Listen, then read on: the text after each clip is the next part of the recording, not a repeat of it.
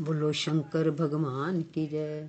श्री शंकर भगवान जी का 11वां ज्योतिर्लिंग रामेश्वर।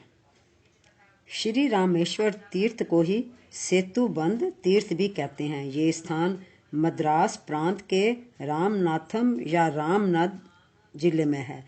यहाँ समुद्र के तट पर रामेश्वर का विशाल मंदिर शोभा पाता है। बोलो शंकर भगवान की जय।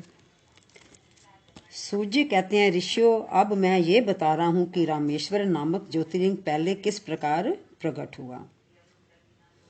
भगवान विष्णु के राम अवतार में जब रावण सीता जी को हर के लंका में ले गया, तब सुग्रीव के साथ 18 पद्म वानर सेना लेकर श्री राम जी समुद्र तट पर आए।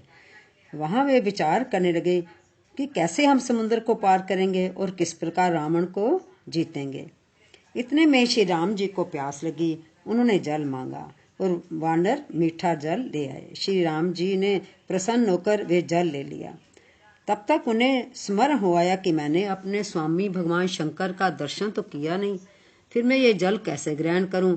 ऐसा कहकर उन्होंने वो जल रख दिया और रघुनंदन ने पार्थिव पूजन किया।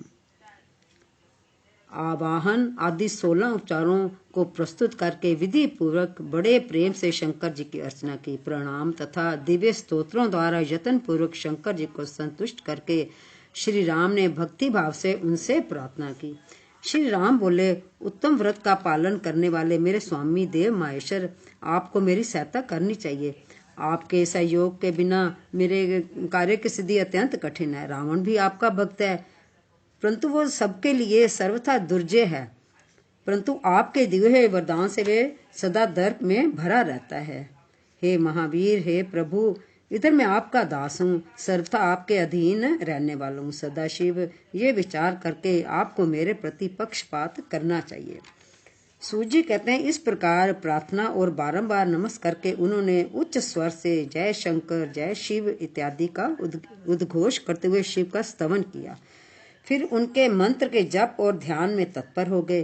तत्पश्चात पुनः पूजन करके वे स्वामी के आगे नाचने लगे। उस समय उनका हृदय प्रेम से द्रवित हो रहा था। फिर उन्होंने शिव के संतोष के लिए गाल बजाकर अव्यक्त शब्द किया। उस समय भगवान शंकर उन पर बहुत प्रसन्न हुए और वे ज्योतिर्मय महेश्वर वामांग भूता पार्वती तथा पार्षद गणों के साथ शास्त्रोक्त निर्मल रूप धारण करके वहां प्रकट हो गए। श्री राम की भक्ति से संतुष्ट चित्त होकर महेश्वर ने कहा, श्री राम, तुम्हारा कल्याण हो, वर मांगो। उस समय उनका रूप देखकर वहां उपस्थित हुए सब लोग पवित्र हो गए।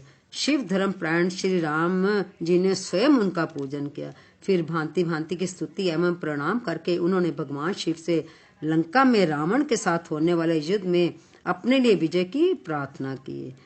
तब राम भक्ति से प्रसन्न हुए महेश्वर ने कहा, महाराज, तुम्हारी जय हो। भगवान के शिव के दिए हुए विजय सूचक वर एवं युद्ध की आज्ञा को पाकर श्री राम जी ने नतमस्तक हो हाथ जोड़कर उनसे पुनः प्रार्थना की। श्री राम जी बोले, मेरे स्वामी शंकर, यदि आप संतुष्ट हैं तो जगत के लोगों को पवित्र करने तथा दूसरों की भलाई करने के लिए सदा यहाँ निवास करें।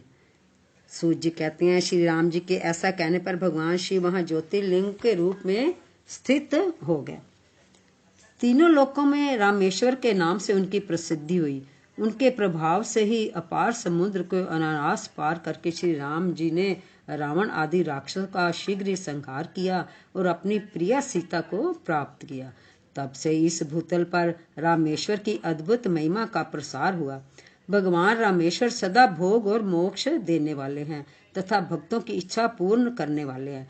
जो दिव्य गंगा जल से रामेश्वर शिव को भक्ति पूर्वक स्नान कराता है, वे जीवन मुक्त ही है।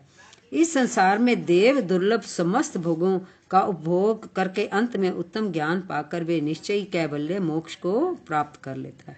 इस प्रकार मैंने तुम लोगों से भगवान शिव के रामेश्वर नामक दिव्य ज्योतिर्लिंग का वर्णन किया, जो अपनी महिमा सुनने वालों के समस्त पापों का अपहरण करने वाला। बोलो शंकर भगवान की जय।